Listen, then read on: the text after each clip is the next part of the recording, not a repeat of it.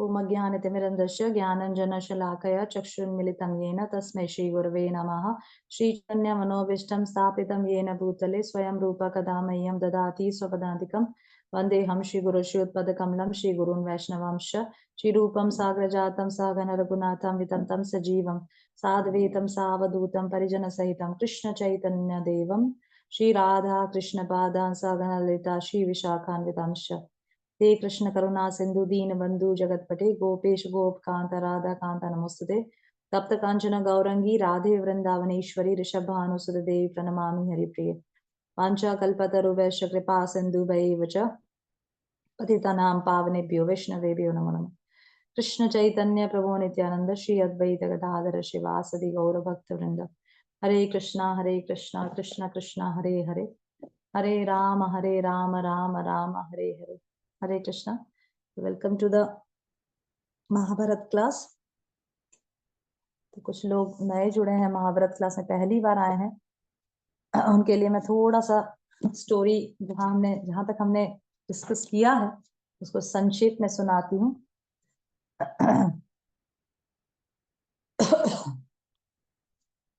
Okay, तो तक हमने देखा कि जन्मेजय अपने एक लंबा यज्ञ कर रहे थे अपने भाइयों के साथ। उनके 3 भाई हैं, श्रुतसेन, उग्रसेन और भीमसेन। तो इस प्रकार से जब यज्ञ चल रहा था उसी समय एक स्वर्ग की कुतिया शर्मा का बेटा छोटा पपी वहां पे दौड़ता हुआ आया। उसका नाम था सारमेय। वहां पे दौड़ता हुआ आया। जैसे ही जन्मेजय के भाइयों ने उस कुत्ते को देखा, वो लोगों ने उसको पीटना शुरू किया और मार पीट के उसको भगा दिया। कुत्ता सारमेय दौड़ता दौड़ता अपनी माँ के पास गया और रोता रोता बोला कि जन्मेजय के भाइयों ने मुझे पीटा। तो शर्मा ने कहा कि जरूर तुमने कुछ उनका अपराध किया होगा, उनके भविष्य को देखा होगा या चाटने का प्रयास किया होगा।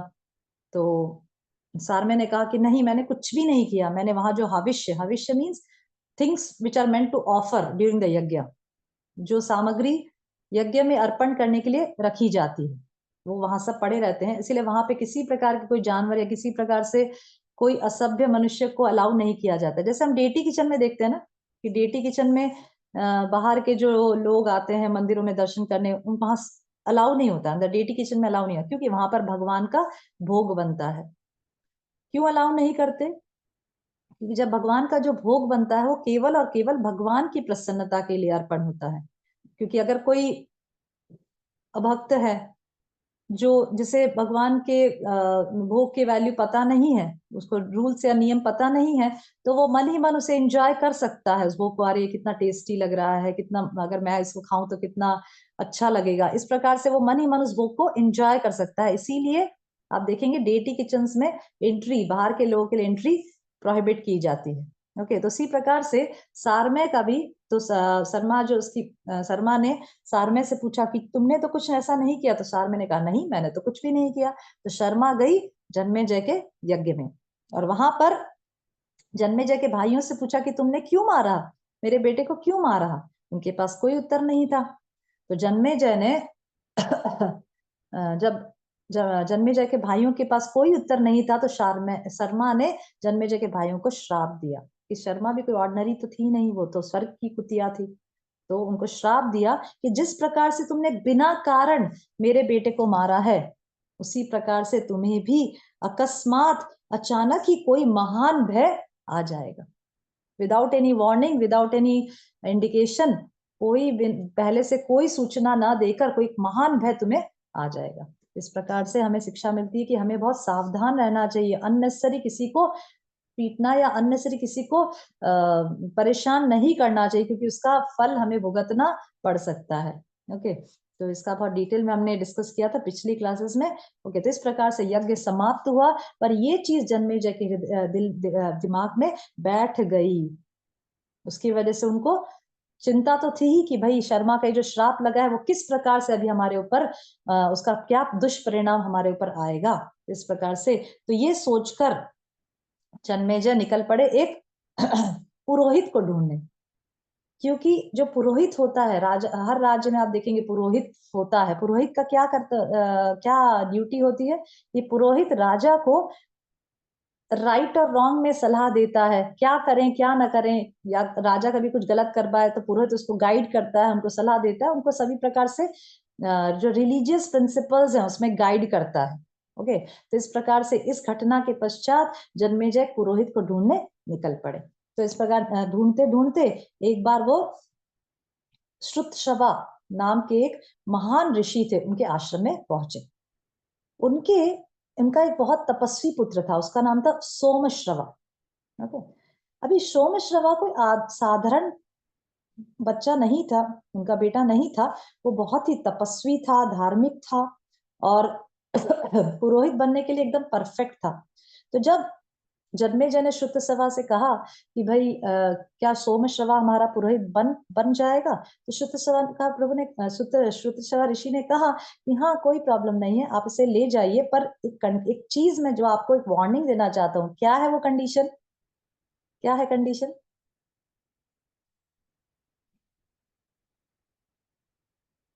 कौन बताएगा? तृप्ति माता जी, कौन था पिछली क्लास में? क्या है एक गुप्त चीज, क्या है उनके बारे में?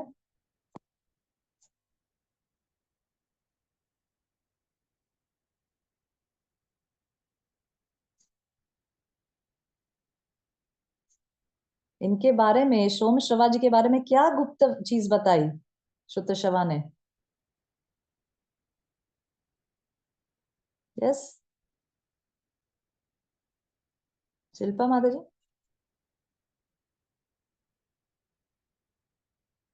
हरे कृष्णा।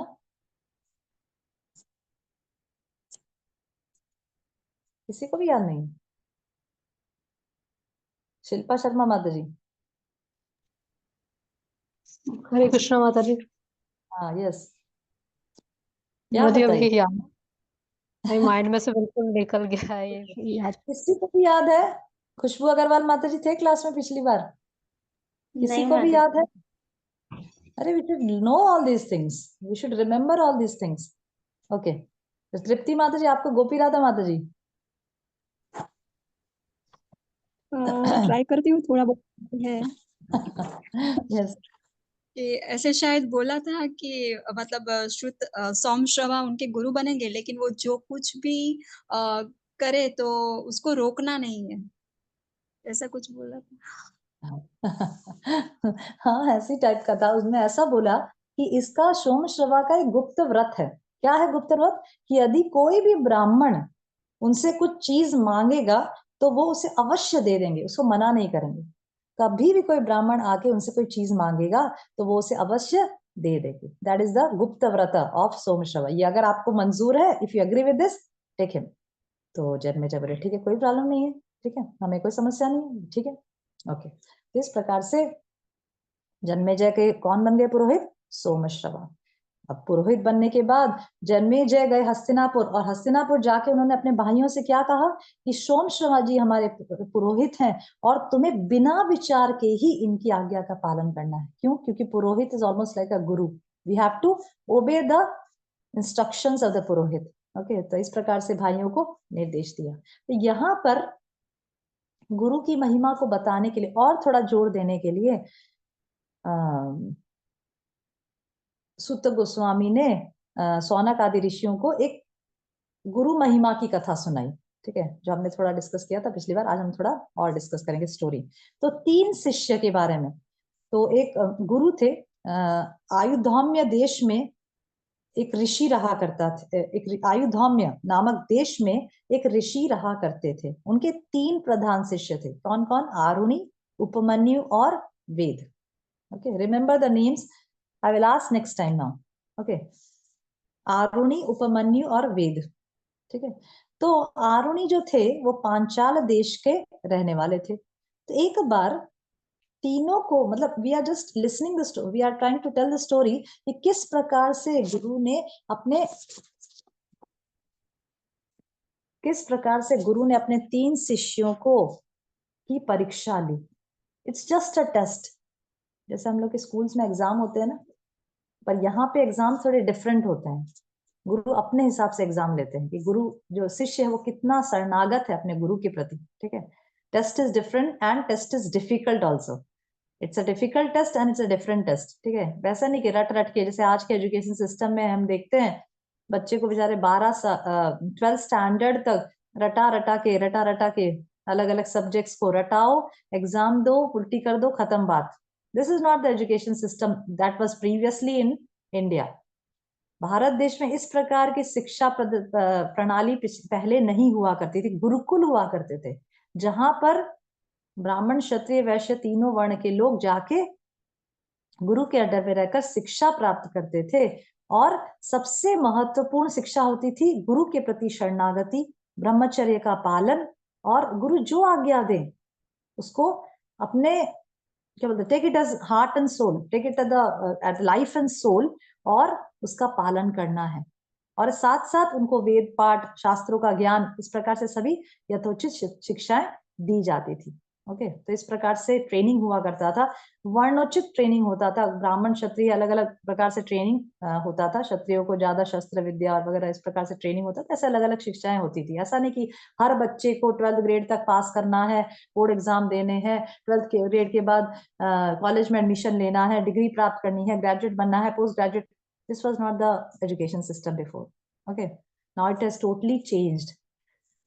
ओके, तो इस प्रकार से, तो आरुणी जो शिष्य थे, गुरु के जो शिष्य थे, पहले शिष्य जो आरुणी थे, वो पांचाल देश के रहने वाले थे। तो एक बार गुरु ने आरुणी को बुलाया और कहा कि भाई जाओ मेरे खेत में जाओ, कि ब्राह्मणों के भी पहले खेत होते थे। ब्राह्मणों भी कुछ ज्यादा खेती नहीं करते थे, for not for trading but for growing the crops, this much crop, उतना ही उगाते थे जितना उनके आश्रम के लिए जितनी आवश्यकता है उतना ही उगाते थे, और जितना जो वो जरूरत है वही उगाते थे। ओके, जो जरूरत है वही उगाते थे, और जितना जरूरत है उतना उगाते थे। ओके, तो इस प्रकार से आरुणी ने कहा, आरुणी को कहा कि जाओ खेत में जाओ और वहां मेड़ बांध के आओ, क्योंकि मेड़ बांधी जाती है ताकि पानी अंदर खेत में बना रहे। इस प्रकार से आरुणी गए, गुरु की आज्ञा सुनकर आरुणी गए खेत में मेड़ बांधने। तो बहुत प्रयास किया, बहुत प्रयास किया आरुणी ने मेड़ बांधने का। मेड़ मीन्स फेंसेस, फेंस, मेड़ मीन्स फेंस। ओके, तो इस प्रकार से बहुत प्रयास किया, पर फिर उनसे मेड़ नहीं बंधी। अल्टीमेटली लास्ट में थक हार के भागे नहीं, गुरु के पास बोलने नहीं गए कि अरे नहीं मुझसे तो नहीं हो पा रहा है। This is not what he said. वो ऐसा नहीं बोले। वो क्या करे, वो खुद ही जाके लेट गए। मेड़ तो नहीं बंधी, तो खुद ही, बस बहुत अच्छे स्टाउट बॉडी था, तो जाके खुद ही लेट गए ताकि पानी बाहर ना जाए, और पूरा प्रयास किए कि पानी बाहर ना जाए, पानी अंदर ही रहे। ओके, ऐसा भी नहीं विचारा अरे मैं लेट जाऊंगा तो कोई सांप बिच्छू जमीन में, पानी में होंगे तो मुझे काट जाएंगे, मैं मर जाऊंगा। No, no other thought. गुरु ने आज्ञा दी है, मेड़ बांधना है, मेड़ नहीं बंध रही तो मैं खुद ही जाके लेट जाऊंगा। Okay, this is सरेंडरेंस to Guru. This is called सरेंडरेंस to गुरु। कोई विचार नहीं, गुरु की आज्ञा में कोई विचार, कोई दूसरा विचार नहीं, कोई एक्सक्यूजेस नहीं। अरे मैं कैसे करूंगा गुरु जी, मेरे तो ये समस्या है, वो समस्या है, मेरा तो घर है, मेरा तो संसार है, मैं कैसे माला करूं। No, no excuses, just whatever the guru is saying as it is, पालन कर।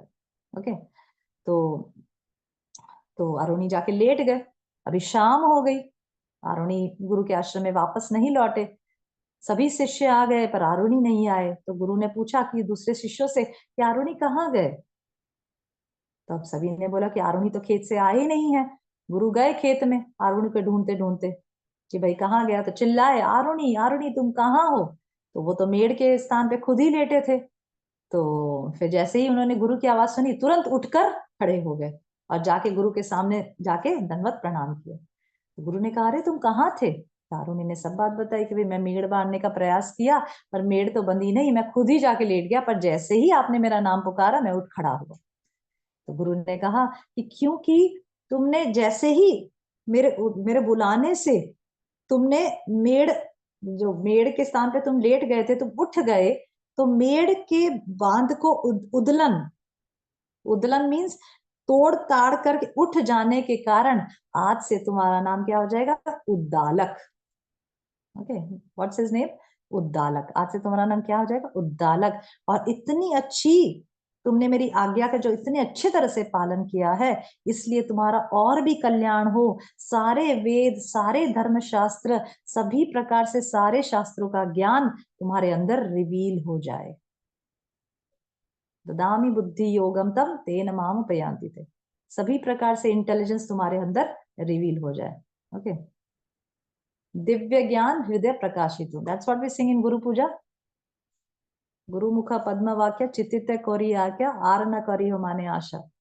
Okay, this is what we sing in the guru puja ना। This is, see how we are, किस प्रकार से महाभारत की शिक्षाएं हम लोग जो डेली सॉन्ग गाते हैं गुरु पूजा में जो गाते हैं, वो महाभारत की शिक्षाओं के साथ कितना मैच हो रहा है। ओके, यहाँ पे क्या कह रहे हैं गुरु, क्या कह रहे हैं कि सारे वेद शास्त्र, सारे धर्म शास्त्र का ज्ञान तुम्हारे हृदय में रिवील हो जाए। रिवील हो जाए मीन्स कि तुम्हें साक्षात्कार हो जाए। एक होता है थियोरिटिकल नॉलेज और एक होता है रियलाइज्ड नॉलेज। तो गुरु प्रसन्न है, इससे क्या पता चलता है कि अगर हमारे गुरु हमारी सेवाओं से प्रसन्न है तो हमें भगवान का साक्षात्कार हो पाएगा, अन्यथा नहीं। अन्यथा कितनी भी थियोरिटिकल नॉलेज पा जाए, कितने भी श्लोक रट लें, पर अगर गुरु के प्रति हमारी शरणागति नहीं है, गुरु की आज्ञा का पालन करने में हम असमर्थ हैं, तो हमें कृष्ण प्राप्त कभी कभी कभी मिलियंस ऑफ जन्मों में भी कभी प्राप्त नहीं होंगे। ओके ओके, तो इस प्रकार से आरुणि ने अपनी गुरु भक्ति का प्रदर्शन किया और फिर अपने आचार्य का वरदान पाकर वह अपने अभिष्ट स्थान पर चले गए, अपने स्थान पर चले गए। ओके, अभी दूसरे शिष्य कौन थे? उपमन्यु। ओके, तो आयुधाम्य ने उनकी भी परीक्षा लेना प्रारंभ किया। आयुधाम्य ने एक, सॉरी आयुधाम्य नहीं, आयुधाम्य तो is the name of the place. Ayodhaumya नाम के देश में, ओके सॉरी सॉरी क्या बोल रहे, आयुधाम्य नाम के कृषि रहा करते थे। Yes yes, Ayodhaumya is the was the name of the guru. I was just confused. Ayodhaumya was not the name of the place. उस देश में आयुधाम्य नाम के कृषि रहते थे। Ayodhaumya was the name of the guru. ठीक है, तो आयुधाम्य ने दूसरे शिष्य को बुलाया, उसका नाम था उपमन्यु। ओके, तो जब एक दिन उपमन्यु को बुलाया और कहा, बेटा तुम गौओं की रक्षा करते हो, आचार्य की आज्ञा से वह गाय चराने। ओके, तो उपमन्यु को बुलाया और कहा, क्या आज्ञा दी? कि तुम गायों की रक्षा करो, जाओ और तुम गाय चराओ।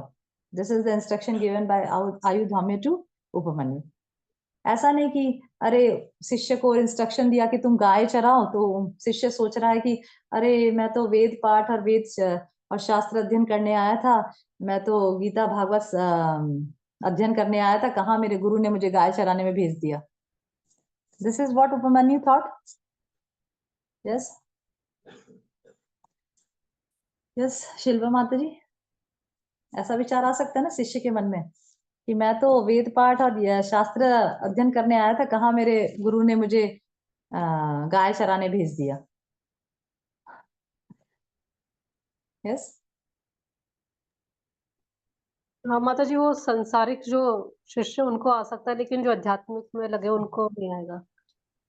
यस, जो संसारी लोग हैं उनको आएगा कि भाई हमने इतनी पैसा भरा है, फीस इतनी स्कूल में भरी है, और हम जब पढ़ने गए तो गुरु ने हमें कोई और सेवा बता दी। ओके ओके, पर यहाँ पे ऐसा नहीं है। यहाँ पे जो शिष्य है वो पूरी तरह से आध्यात्मिक कल्याण हेतु गुरु के पास आए हैं। तो जब उपमन्यु को गुरु के द्वारा ये आदेश मिला कि जाओ तुम गौओं को चराओ, तो उपमन्यु बड़ी खुशी खुशी गौओं को चराने वाली सेवा प्रारंभ कर दी। तो ऐसे दिन बीतता गया। एक दिन सायं काल को जब उपमन्यु गायों को लेकर वापस आए, तो गुरु ने उन्हें आयुधाम्य ने उनको बुलाया, नजदीक बुलाया और कहा, बेटा तुम तो बड़े मोटे और बलवान दिखाई देते हो। यू लुक वेरी स्टाउट, तुम तो बहुत अट्टे कट्टे और बलवान दिखाई देते हो। तुम क्या खाते पीते हो? तुम हर रोज क्या खाते पीते हो जो तुम्हारा बॉडी इतना बलवान और हिष्ट पुष्ट है? तो उपमन्यु ने कहा कि आचार्य, मैं भिक्षा मांगकर खा ले। जब मैं गाय चराने जाता हूँ तो मैं वहां, जब गाय चरती रहती है तो मैं भिक्षा मांगकर खा पी लेता हूँ। जब गुरु ने सुना कि अरे शिष्य बिना गुरु के ऑफर किए, बिना गुरु को ऑफर किए भिक्षा मांगकर स्वयं खा लेता है, तो आयुधाम्य ने उपमन्यु से कहा कि देखो, बिना नियम तो समझाना पड़ेगा ना, what is the etiquette, what is the rule, ये तो शिष्य को बताना पड़ेगा। जैसे शिला प्रभुपाद ने भी अपनी व्यास पूजा की थी, जब जब शिला प्रभुपाद वाज देयर, तो Srila Prabhupada taught him how to do Vyasa Puja. ठीक है, तो सिखाने के लिए, शिष्य को सिखाने के लिए उनको इंस्ट्रक्शंस तो देना पड़ेगा ना, कि भाई गुरु है तो किस प्रकार से शिष्य अपने गुरु को सम्मान दे, वो गुरु ही सिखाएगा ना। ठीक है, जैसे शिला प्रभुपाद ने हर चीज अपने वेस्टर्न डिसाइपल्स को सिखाई, कि देखो आज मेरी व्यास पूजा है, आज मेरा बर्थडे, तो तुम लोग मेरे पेरेंट्स को सेलिब्रेट करो, तुम लोग इस प्रकार से मुझे पूजो, तुम इस प्रकार से। दैट डजंट मीन कि अरे ये गुरु किस प्रकार का है, गुरु अपनी महिमा बता रहा है, गुरु अपने ही वाह वाह करवा रहा है, अपनी ही पूजा करवा रहा है। अरे नहीं, ऐसा नहीं है। गुरु इज टीचिंग सो दैट शिष्य गेट्स प्यूरिफाइड, ताकि शिष्य गुरु के प्रति शरणागत, और गुरु किसके पास लेकर जाता है, भगवान के पास ना। अल्टीमेटली तो गुरु क्या शिक्षा दे रहा है, कि कृष्ण भगवान है, ऐसी शिक्षा थोड़ी कि मैं ही भगवान हूं, मैं ही सब कुछ हूं, नहीं। गुरु को शरणागत होंगे, गुरु की भक्ति, गुरु को पूरी तरह से आज्ञा पालन करेंगे, गुरु के प्रति रेस्पेक्ट होगा, ग्रैटिट्यूड होगा, सम्मान होगा, तभी तो भगवान को प्राप्त कर पाएंगे। गुरु की आज्ञा का उल्लंघन करेंगे, कैसे भगवान प्राप्त। ओके, तो यहाँ पे उपमन्यु को जब गुरु ने पूछा, अयोध्या ने पूछा तुम क्या खाते पीते हो, तो बोले मैं भिक्षा मांग के खा लेता हूँ। अयोध्या ने कहा नहीं, ये ठीक नहीं है, ये टिकट वाइज ठीक नहीं है, तुम्हें सबसे पहले मुझे अर्पण करना चाहिए। जो भी लाकर लेकर आओ वो गुरु से आज्ञा लो, पहले गुरु से आज्ञा लो कि मैं खाऊं, मैं या सबसे पहले गुरु को ऑफर करो, गुरु को ऑफर करो, और उसके बाद गुरु अगर देते हैं, इच्छा से, स्वेच्छा से देते हैं, जितना स्वेच्छा से देते हैं वो तुम एक्सेप्ट करो। समझ रहे हैं? इस प्रकार से आयुधाम ने उनको एटिकेट सिखाया। तो जब उपमन्यु को पता चला तो उपमन्यु ने कहा ठीक है, आगे से मैं ऐसा ही करूंगा। Okay, done. अभी ऐसे दिन बीतता रहा, जो भी भिक्षा मांग के लाते थे उपमन्यु, वो गुरु को सब कुछ देते थे, और गुरु उसके पश्चात कुछ भी उपमन्यु को नहीं देते थे। ऐसा हमारे साथ, मतलब गुरु नेवर गिव्स। जैसे ही उपमन्यु गुरु के पास सब कुछ लाते थे, उपमन्यु गुरु को कुछ, सॉरी, आयुधा में गुरु उपमन्यु को कुछ भी नहीं देते, सब कुछ ले लेते थे। Then also Upamanyu was never discouraged, वो उनको कुछ प्रॉब्लम नहीं है। देन ऑल्सो वो, उनको गुरु के प्रति पूरा रेस्पेक्ट था, पूरा सम्मान था। ऐसा नहीं किस प्रकार के गुरु हैं, दूसरा शिष्य ही भागी जाए, तो किस प्रकार के गुरु हैं, मुझे खाने को भी नहीं दे रहे। एक तो गाय चराना है, गायों की सेवा करवाने के लिए रख दिया, और खाने को भी नहीं देते। ऐसा मन में भी नहीं आया। सीधा, मतलब हम ये सब स्टोरीज जो महाभारत में से क्या ऐसा शिक्षाप्रद स्टोरीज हैं, दे गिव अस लेसन्स कि किस एक्सटेंट तक गुरु के प्रति शरणागति एक शिष्य की होनी, एक शिष्य की होनी चाहिए। ओके, ये इस प्रकार का लेसन सिखाते हैं हम। ओके, ऐसा नहीं कि गुरु ध्यान नहीं देते, guru also take care of the disciple. ठीक है, पर ये एक लेसन सिखा रहे कि इस प्रकार का शिष्य, इस प्रकार से जब गुरु ट्रीटमेंट दे रहे हैं, हार्श ट्रीटमेंट दे रहे हैं, हार्श ट्रीटमेंट नहीं केयर कर रहे, तो भी शिष्य गुरु को शरणागत है, गुरु के प्रति सम्मान है उसके हृदय में, गुरु के प्रति रेस्पेक्ट, सब कुछ है। ओके, तो यहाँ पे उपमन्यु अपनी सेवा चालू रखे, गुरु कुछ नहीं देते थे, कोई प्रॉब्लम नहीं। फिर एक दिन वापस से आयुधाम्य ने उपमन्यु को बुलाया, अरे उपमन्यु, तुम तो अभी भी हट्टे कट्टे इष्ट पिष्ट लग रहे हो, मैं तो कुछ खाने को भी नहीं देता हूँ, तो भी तुम्हारे में तो एकदम वीकनेस भी नहीं लग रही, कमजोरी भी नहीं लग रही, तुम क्या करते हो, खाने पीने का क्या करते हो? तो उपमन्यु ने कहा कि पहली भिक्षा तो आपको दे देता हूँ, जो पहली भिक्षा करता हूँ वो आपको दे देता हूँ, फिर मैं वापस से भिक्षा लेकर आ जाता हूँ और वो मैं खा लेती हूँ।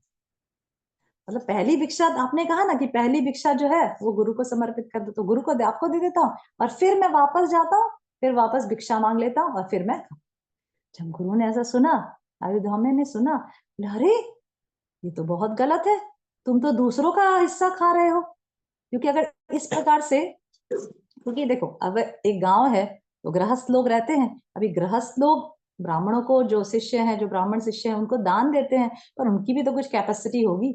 अभी वो एक बार दान देंगे, दूसरी बार दान देंगे, फिर जो दूसरे जो शिष्य हैं वो दान मांगने आएंगे तो उनको शायद नहीं देंगे।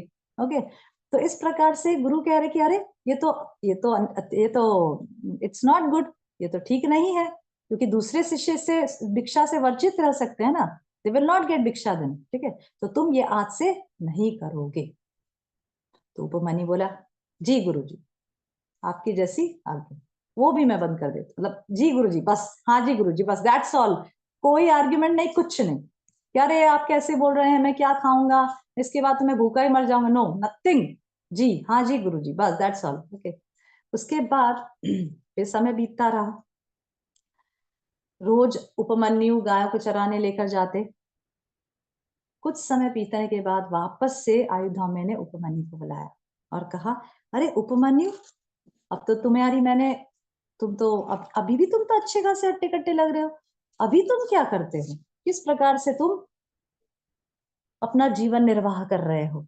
तो उपमन्यु ने कहा कि अब तो मैं भिक्षा नहीं मांगता हूँ, दूसरी बार भिक्षा तो नहीं मांगता हूँ, सिर्फ एक ही बार मांगता हूँ जो आपको दे देता हूँ। तो मैं जो गायों को जो चराने लेकर जाता हूँ, उन्हीं में से मैं कुछ गायों का दूध निकाल कर पी लेता हूँ।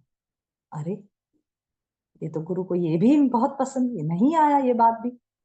उपमन्यु ने आयुधाम्य ने कहा कि अरे, ये तो जो गायों के जो बछड़े, ये तो बछड़ों पे अत्याचार है। तुम गायों का दूध निकाल निकाल के पी जाओगे, ज्यादा पी जाओगे तो बेचारे बछड़े क्या करेंगे? ठीक है, तो इसीलिए तुम गायों का दूध नहीं पियोगे। ठीक है, इस प्रकार से इस चीज को भी उन्होंने अस्वीकार कर दिया।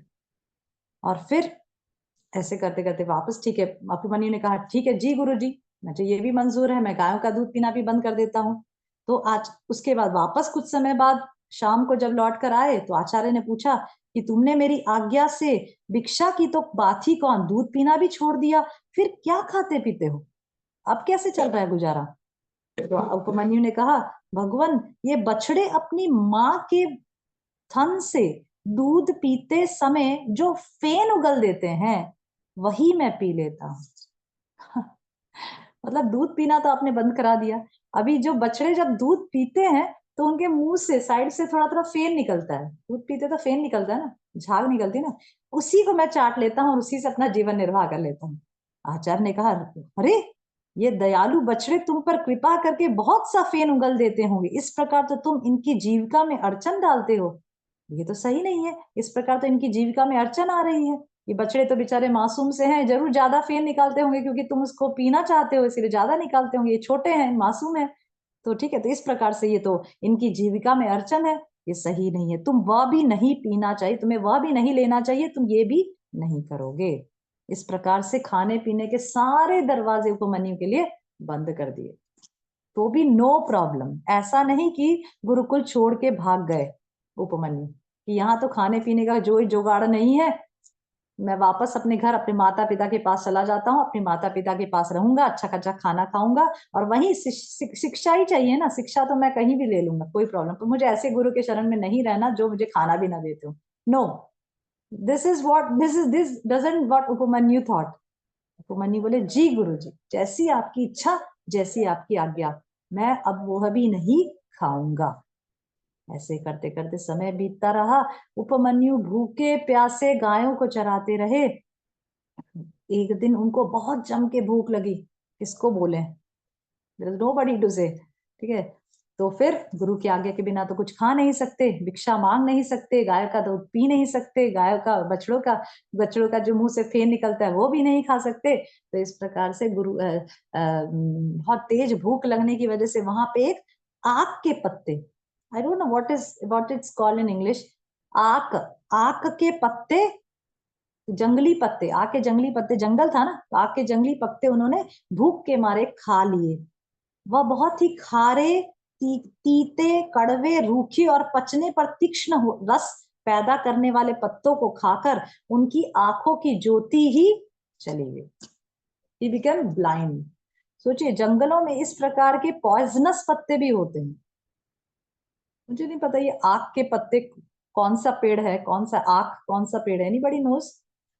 मतलब जो धतूरे का जो पेड़ होता है, जो शिव जी के वो फूल चढ़ाए जाते हैं, वही है। अच्छा, इसमें उसको थोड़ा जहरीला होता है। अच्छा, उसको आंकड़े आक उसको बोलते हैं। ગુજરાતી में आंकड़ो, गुजराती में आंकड़ो कहवाय, आंकड़ो, अच्छा, आंकड़ों। अच्छा, आपने देखा है क्या पत्ते? आंकड़ाना पान, हाँ, आंकड़ाना मतलब इसमें पान। फूल आता है, वाइट वाइट फूल आते हैं जो शिव जी के चढ़ते हैं। और वो पॉइजनस होते हैं क्या पत्ते? हाँ माता जी, उसका जो दूध निकलता है वो जहरीला होता है, उसमें पत्तों में से दूध निकलता है और वो फूल में से भी निकलता ओके ओके ओके, तो इस प्रकार से पत्ते खाकर उपमन्यु की आंखें की ज्योति ही चली गई। उपमन्यु जाते जाते जंगल में, क्योंकि दिखाई बंद हो गया, तो एक कुआं था वहां पे जंगल में, जाके उस कुएं में गिर पड़े क्योंकि दिखाई नहीं दे रहा है। ठीक है, सब दिखना ही बंद हो गया। वो आग के पत्ते जब खाए तो दिखना ही बंद हो गया, तो जाके कुएं में गिर पड़े। अभी शाम हो गई, रात हो गई, उपमन्यु नहीं लौटे। गुरुजी ने सोचा कि अरे उपमन्यु कहाँ चले गए, मैंने उपमन्यु का खाना पीने का सब दरवाजा बंद कर दिया, इसीलिए ऐसा तो नहीं कि क्रोध में आके वो भाग गए, गुस्सा हो गए मुझसे कि किस प्रकार के गुरु हैं, मुझे खाना पीना सारे दरवाजे बंद कर। क्या परेशानी थी अगर मैं गाय का दूध पी लेता थोड़ा सा, तो क्या परेशानी थी गुरु को? ऐसा भी नहीं ऐसा कुछ भी नहीं सोचता।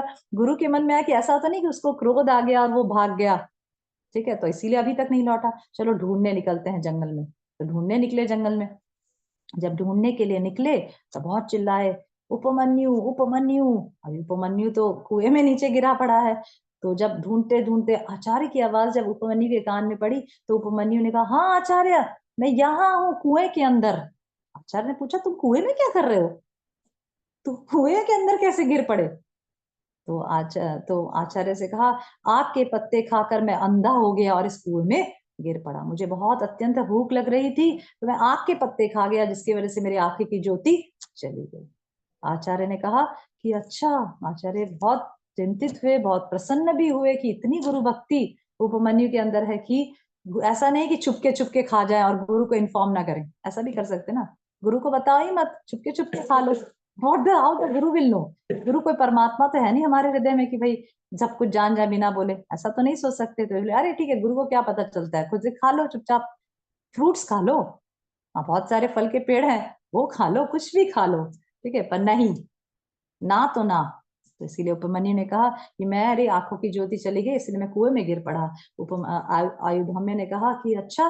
तो बहुत गुरु भक्ति से बहुत प्रसन्न हुए। उन्होंने कहा कि चिंता मत करो, तुम देवताओं के चिकित्सक अश्वनी कुमार की स्तुति करो। अश्वनी कुमार कौन है? देवताओं के चिकित्सक हैं, he is the doctor of the demigods. तो उनकी स्तुति करो। ओके, इसीलिए बताया जाता है कि जो महाभारत है उसको पंचम वेद कहा जाता है, क्योंकि अभी मैं तो स्तुति किस प्रकार से उन्होंने की, उपमन्यु ने किस प्रकार से अश्वनी कुमारों की स्तुतियां की, ठीक है, वो पूरी स्तुति भी दी गई है डिटेल। महाभारत में कुछ वर्ष दिए गए हैं जिस संस्कृत श्लोकों का उच्चारण करके उपमन्यु ने अश्वनी कुमारों की स्तुति की, वो वर्ष एग्जैक्ट वर्ष ओरिजिनल महाभारत में संस्कृत में दिए गए हैं। ओके, तो इसी तरह पता चलता है कि महाभारत वेद का पाठ है। इट्स अ फिफ्थ वेदा, क्योंकि जिस प्रकार से वेद में बहुत सारे स्तुतियां वगैरह होती है, मतलब जिस प्रकार से देवताओं की स्तुतियां वगैरह होती है, उस प्रकार से इसमें भी महाभारत में भी अश्वनी कुमारों की स्तुति दी गई है। तो उपमन्यु ने अश्वनी कुमारों की स्तुति की। अश्वनी कुमार बहुत प्रसन्न हुए उनकी स्तुति से और उपमन्यु के सामने प्रकट हुए। ठीक है, तो उपमन्यु की स्तुति से प्रसन्न होकर अश्वनी कुमार जब प्रकट हुए तो उन्होंने अश्वनी कुमार को एक पुआ, पुआ, मालपुआ, मे बी मालपुआ और विच पुआ आई डोंट नो, बट यहाँ पे पुआ लिखा है, पुआ, मे बी मालपुआ। तो मालपुआ ऑफर किया। उपमन्यु को क्या ऑफर किया? मालपुआ। ठीक है, ये खा लो और तुम्हारी आंखों की ज्योति तुरंत वापस आ जाएगी। जब उपमन्यु ने देखा, जब अश्वनी कुमार ने उपमन्यु से ये कहा, तो उपमन्यु ने कहा, नहीं नहीं नहीं नहीं नहीं, मैं अपने आचार्य की आज्ञा के बिना कुछ भी स्वीकार नहीं करूंगा। This is what Upamanyu said. परंतु आचार्य को निवेदन किए बिना मैं आपकी आज्ञा का पालन नहीं कर सकता। Even though Ashwani Kumar offered पुआ, पर देन ऑल्सो उपमन्यु ऐसा नहीं कि हाँ हाँ लाइए लाइए पुआ और मुझसे मेरी आंखों की ज्योति ठीक हो जाएगी, लाइए, नहीं। उपमन्यु ने कहा कि मैं अपने आचार्य को ऑफर किए बिना कुछ भी एक्सेप्ट नहीं कर सकता, क्योंकि यही मेरे आचार्य का निर्देश है, यही मेरे आचार्य का इंस्ट्रक्शंस है कि मेरे को ऑफर किए बिना मैं कुछ भी नहीं करूंगा। तो अश्वनी कुमार ने उनको कन्विंस करने के लिए क्या बोला कि अरे तुम्हारे आचार्य को भी मैंने पुआ दिया था, उन्होंने तो एक्सेप्ट कर लिया था, उन्होंने तो अपने गुरु को नहीं पूछा था, तुम भी ले लो, तुम भी अपने गुरु को क्यों पूछ रहे हो? ठीक है, तो उपमन्यु कहा नहीं नहीं नहीं, मेरे आचार्य का यह इंस्ट्रक्शंस है, मैं उसका उल्लंघन नहीं कर सकता। ठीक है, तो आचार्य को निवेदन किए बिना मैं पुआ नहीं खा सकता। अश्वनी कुमारों ने कहा, हम तुम पर प्रसन्न है तुम्हारी इस गुरु भक्ति से। ठीक है, इस गुरु भक्ति से ही, पुआ की भी कोई आवश्यकता नहीं खाने की। अश्वनी कुमार ने क्या कहा कि हम तुम्हारी इस गुरु भक्ति से अति प्रसन्न हैं, तुम्हें तुम्हारी आंखों की ज्योति वापस आ जाए और सब प्रकार से तुम्हारा कल्याण हो। This is what the benediction given by Ashwini Kumar. तो अश्विनी कुमारों की आज्ञा पाकर उपमन्यु की आंखें वापस आ गई और उपमन्यु आचार्य के पास जाकर सब कुछ घटना सुनाई। आचार्य के पास गया और सब कुछ बात बताई कि किस प्रकार से उन्होंने मुझे मैंने स्तुति की, वो प्रसन्न हुए, मुझे पुआ ऑफर किए, पर मैंने मैंने वो एक्सेप्ट नहीं किया। ओके, और जब आचार्य ने सुना अश्विनी कुमार की बात, आचार्य ने जब उपमन्यु की पूरी डेडिकेशन सुना तो आचार्य बहुत प्रसन्न हुए और उसे भी आचार्य ने यही वरदान दिया कि सभी वेद, सारे धर्म शास्त्रों का ज्ञान तुम्हारे हृदय में स्फुरित हो जाएगा। ओके, इस प्रकार से उपमन्यु और आरुणि की गुरु भक्ति से आचार्य आयुधाम में बहुत प्रसन्न हुए और उन्हें सभी शास्त्रों का ज्ञान उनके हृदय में स्फुरित हो जाए, इस प्रकार का वरदान दिया। Okay, okay, third is Ved, but we will not go for the third Shishya because it will be very late. Okay, we'll stop the story here only. अगले क्लास में हम जो तीसरे शिष्य हैं वेद, और वेद के जो शिष्य हैं उत्तंक, उसकी स्टोरी सुनेंगे। प्लीज मिस मत करिएगा। बहुत सारे इंस्ट्रक्शंस और बहुत सारे नॉलेज इस स्टोरी से हमें प्राप्त होने वाला है। ओके, तो okay, so this is any questions, any comments?